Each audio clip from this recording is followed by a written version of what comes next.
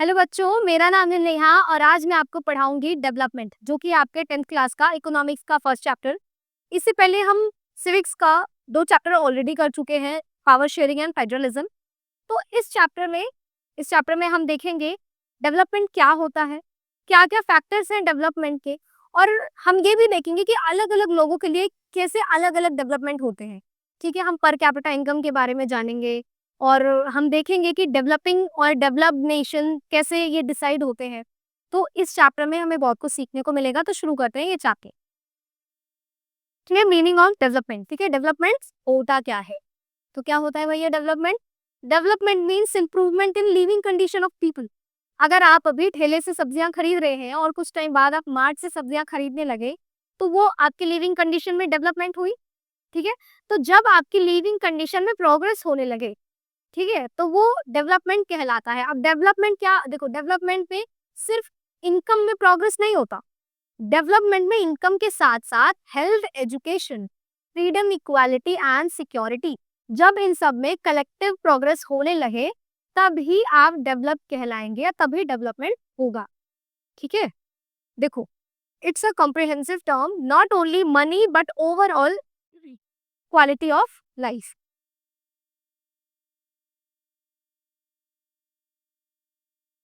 अब जो डेवलपमेंट, अभी हमने देखा मीनिंग ऑफ डेवलपमेंट। अब हम देखेंगे कि जो डेवलपमेंट होता है वो कैसे अलग अलग लोगों के लिए अलग अलग डेवलपमेंट होते हैं। देखो, अगर किसी नदी पे डैम बन रहा है, ठीक है, तो डैम बन रहा है तो जॉब अपॉर्चुनिटीज प्रोवाइड होंगी। ठीक है, डेवलपमेंट हुई कुछ लोगों के लिए, जिनके पास जॉब नहीं है उनको जॉब मिलेंगी।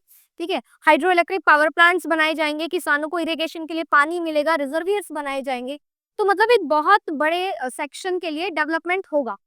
लेकिन जो लोग जहाँ पे वो डैम बनाया जा रहा है, उस जगह से जो लोग रहते हैं उनको स्थगित किया जाएगा, उनको हटा दिया जाएगा। तो क्या उनके लिए ये डेवलपमेंट हुआ? क्या उनके लिए ये डेवलपमेंट हुआ? नहीं हुआ, बिल्कुल नहीं हुआ। ठीक है, ऐसे ही जो कोई मान लो जंगल काटे जा रहे हैं, सरकार जंगल काटती है, कोई फैक्ट्रीज वगैरह लगानी है या कुछ कहीं स्कूल बनाना है, हॉस्पिटल बनाना है, जंगल काटे जा रहे हैं। तो वहाँ देखो कुछ लोगों के लिए तो डेवलपमेंट हो रहा है, जो लोग वहाँ जॉब करेंगे, जिन बच्चों को वहाँ पढ़ाया जाएगा, उनके लिए तो ये डेवलपमेंट हो रहा है।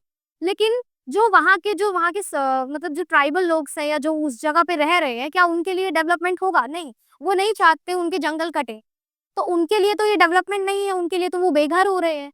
ठीक है, तो हम ये देख सकते हैं इससे कि अलग अलग लोगों के लिए अलग अलग डेफिनेशंस होती हैं डेवलपमेंट की। आरिज बिजनेसमैन के लिए क्या होगा डेवलपमेंट?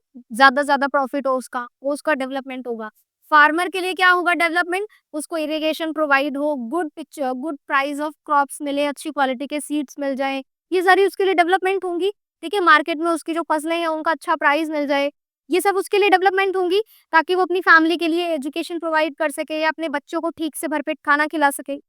तो और एक स्टूडेंट के लिए क्या डेवलपमेंट होंगी? क्वालिटी ऑफ एजुकेशन मिले उसे। ठीक है, एक अच्छी क्वालिटी एजुकेशन मिले। वुमेन के लिए क्या डेवलपमेंट होंगी? उन्हें इक्वल अपॉर्चुनिटीज मिले एंड रिस्पेक्ट मिले। तो ये सारी डेफिनेशंस है अलग अलग सेक्शन, मतलब अलग अलग लोगों के लिए। ठीक है, देखेंगे कि इनकम एंड ओके, हाँ, income and non income goals. ठीक है, इससे पहले हमने क्या क्या देखा, डेवलपमेंट क्या होता है। ठीक है, फिर हमने देखा अलग अलग लोगों के लिए डेवलपमेंट अलग अलग होते हैं। अब हम देखेंगे ये income and non income goals. People need income for food, clothing, shelter etcetera, but they also need material things. ठीक है, सिर्फ इनकम ही प्रोवाइड हो जाना डेवलपमेंट नहीं होता है, ये हम पहली स्लाइड में पढ़ चुके हैं। तो इनकम के साथ साथ हेल्थ, एजुकेशन, ये सब भी जरूरी है। ठीक है, सिक्योरिटी, रिस्पेक्ट, तो ऐसे ही चीजें हैं जैसे लोगों को इक्वालिटी मिले, फ्रीडम मिले, रिस्पेक्ट मिले और सिक्योरिटी मिले। अगर ये सारी चीजें मिल रही हैं किसी कंट्री के लोगों को, तो मतलब कि वो कंट्री डेवलप्ड है। ठीक है, इनकम के साथ साथ ये सारी चीजें भी लोगों के लिए जरूरी होती हैं। एक डेवलप्ड सोसाइटी तभी बनती है जब उसमें ये सारी चीजें उसके सिटीजन्स को मिले। ठीक है,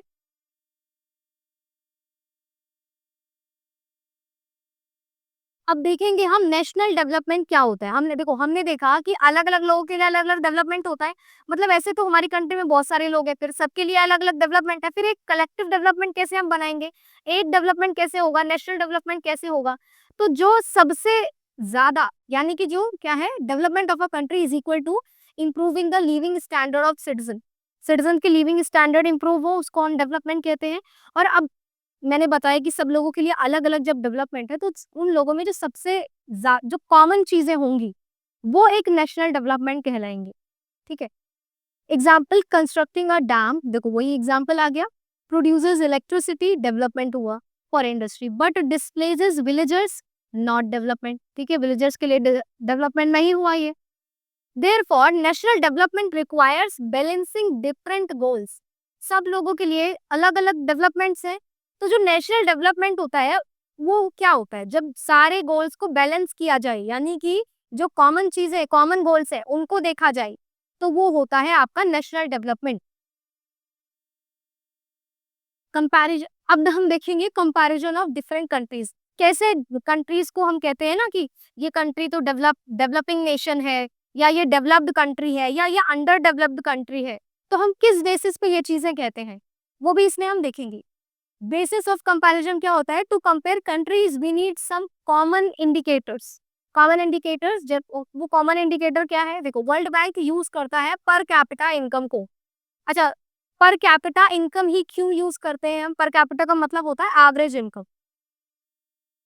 पर कैपिटा इनकम कैसे दिखाते हैं? कंट्री की टोटल इनकम को टोटल पॉपुलेशन से डिवाइड करती, ठीक है? अब ये जो पर कैपिटा इनकम है, ये इनको कंसीडर करते हैं हम। कंट्री की इनकम, जो जिस कंट्री में जितनी इनकम है उसको क्यों नहीं कंसीडर करें? क्योंकि हर कंट्री की पॉपुलेशन अलग है। ये भी जैसे नेपाल और इंडिया का अगर एग्जांपल ले, तो नेपाल में ज्यादा लोग हैं, सॉरी इंडिया में ज्यादा लोग हैं, ज्यादा पॉपुलेशन ऑब्वियसली इंडिया में, तो ज्यादा अर्निंग हो रही है इंडिया में। नेपाल की जो पॉपुलेशन है कम है, तो वो इंडिया से उनकी मतलब इंडिया के लोग ज्यादा है, तो ज्यादा इनकम है इंडिया की। इनकम कैसे बनती है? वहाँ के लोगों से ही तो बनती है ना। और नेपाल में लोग कम है, यानी वहाँ की पॉपुलेशन कम है इंडिया के मुकाबले, तो वहाँ की इनकम कम है, ठीक है? तो ऐसे फिर ये फेयर नहीं होगा, क्योंकि हर कंट्री की तो मतलब पॉपुलेशन भी अलग है, तो इसलिए इनकम भी अलग हो जाएगी। तो इसीलिए हमने कॉमन इंडिकेटर लिया सारी कंट्री को कंपेयर करने के लिए, और वो था पर कैपिटा इनकम, यानी कि एवरेज वहाँ का इंसान, मतलब कंट्री का हर एक बंदा एवरेज कितना कमा रहा है, ठीक है? अब ये जो वर्ल्ड बैंक ये क्लासिफिकेशन कैसे करता है कंट्रीज का? देखो, रिच कंट्रीज इन्हें कहते हैं जो डेवलप हो, ठीक है, जिनकी हाई ज्यादा पर कैपिटा इनकम हो। लो इनकम कंट्रीज जो डेवलपिंग है, उनको डेवलपिंग कहा जाता है, जिनकी लो पर कैपिटा इनकम हो। अब कंट्रीज जिनकी per capita income US dollar 12,696 US dollar से ज्यादा होती है, उन कंट्रीज को हम कहते हैं रिच, ठीक है? और जिन कंट्रीज की per capita income 12,696 US dollar से ज्यादा होती है, उनको कहते हैं रिच कंट्रीज। और जिन कंट्रीज की per capita income 1045 US dollar से कम होती है, उनको कहते हैं हम लो इनकम कंट्रीज, ठीक है? लेकिन अब पर कैपिटा इनकम की ना कुछ लिमिटेशंस भी है, और वो लिमिटेशंस क्या है अभी देखिए।